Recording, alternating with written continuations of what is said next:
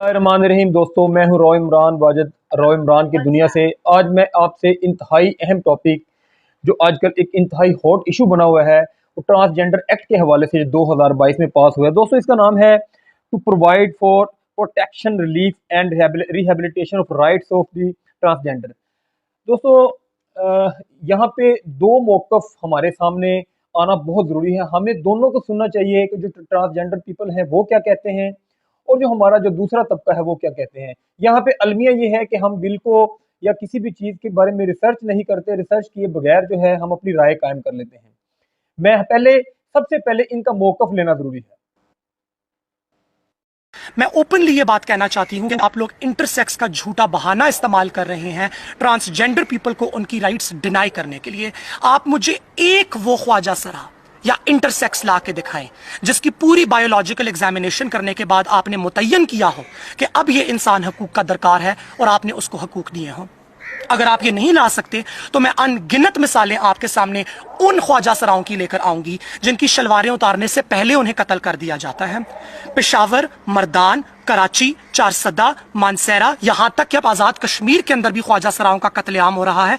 आप लोगों की तरफ से उसके ऊपर एक जुमला ना आया। क्या आप उनके ऊपर जुमला कसी तब करेंगे जब आप पहले जाके उनकी शलवारें उतार के या उनके डीएनए टेस्ट करके अपनी दी हुई इंटरसेक्स आइडेंटिटी को कंफर्म करेंगे? क्या जो हमारे लोगों के साथ कत्लेआम हो रहा है वो उनकी डीएनए रिपोर्ट्स चुगताई लैब से हासिल करने के बाद फैसला किया जाता है कि इस इंटरसेक्स इंसान का गैंग रेप किया जाए? बहाने मत बनाएं, एडमिट करें कि आपका हेट्रोपेट्रियार्की का ये निजाम हमारी इस मॉडर्न वजूद जो कि आपकी वजह से पैदा हुआ, हम आपके बनाए हुए दफ्तरों में, आपकी बनाई हुई कुर्सियों पे, आपके लगाए हुए मेजों पे, आपके नस्ब किए हुए कंप्यूटरों पे काम करने के लिए जब पहुंची तो आपको एतराज हुआ। हम आपकी शादियों पे मुजरे करते हुए आपको पसंद थे, हम आपकी गलियों में भीख मांगते हुए आपको पसंद थे। तीसरी बात आपने की कि हम कौमे लूत हैं। ओपन चैलेंज है, खोलिए कुरान, खोलिए अहादीस, प्रूफ करके दिखाएं कि ख्वाजा सरा कौमे लूत हैं। आप नहीं कर पाएंगे।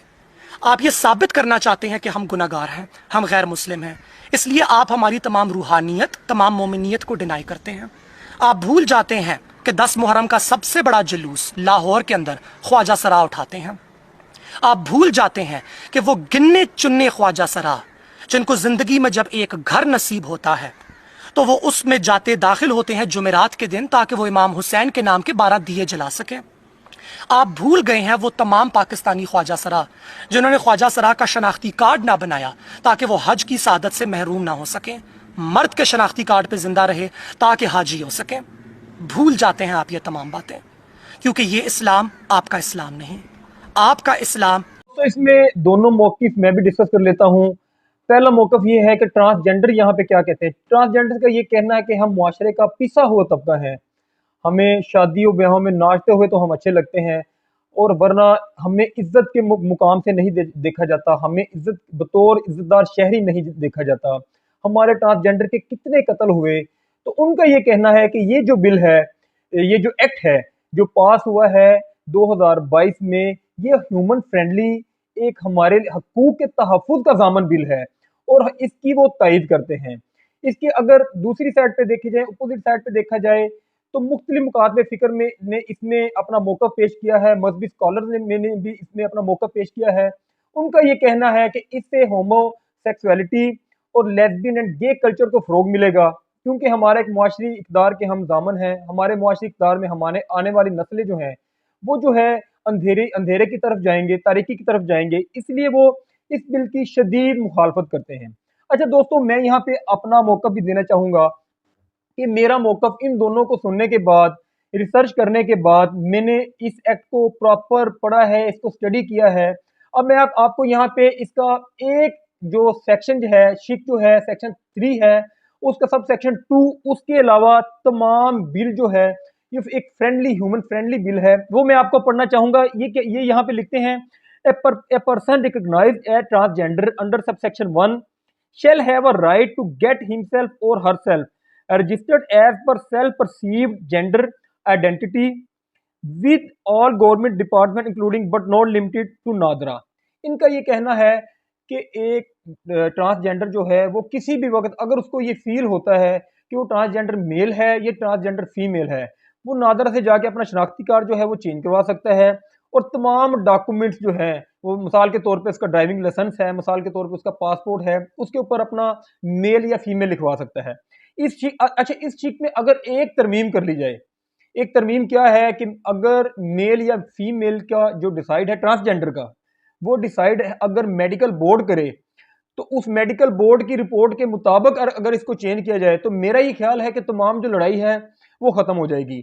दूसरा, जो आम तासुर लिया जा रहा है, जो सोचा ये समझा ये जा रहा है कि इससे जो लड़के की लड़के से शादी या लड़की की लड़की से शादी इस बिल के अंदर कहीं पे मेंशन किया गया है, तो मैं आपको यहाँ पे क्लियर कर देना चाहता हूँ, इस पूरे बिल के अंदर कहीं पे भी ये बिल अप्रूव नहीं हुआ, ये कोई भी शिक नहीं है कि अगर लड़की या लड़के की शादी को जायज़ करार दिया गया है। हम इस्लामी मुआशरे में यहाँ पे रहते हैं, हम सब मुसलमान हैं, हमने इस्लामी मुआशरे के मुताबिक ही अपनी ज़िंदगी को गुजारना है। इस बिल में कहीं पे भी ये नहीं लिखा हुआ जो हमने प्रिज्यूम कर लिया है। मेरी आपसे गुजारिश भी ये है कि हम पहले अपनी रिसर्च करें, पहले स्टडी करें, उसके ऊपर रिसर्च करें, फिर अपना मौक़िफ़ दें। तो मैं अपना कंक्लूजन इस चीज़ से करता हूँ कि सेक्शन 3 सबसेक्शन 2 है, उसमें तरमीम की जाए मेडिकल बोर्ड के ज़रिए। तो इस बिल के अंदर किसी किस्म की कोई कबाहत नहीं है, और ये तमाम बिल जो है हमारे ट्रांसजेंडर मुसलमान जो हैं, पाकिस्तानी जो हैं, उनके हकूक के तहफ़्फ़ुज़ का बिल है। शिक वाइज अगर हम इसको स्टडी करें, उनके हकूक के तहफ़्फ़ुज़ की बात की गई है।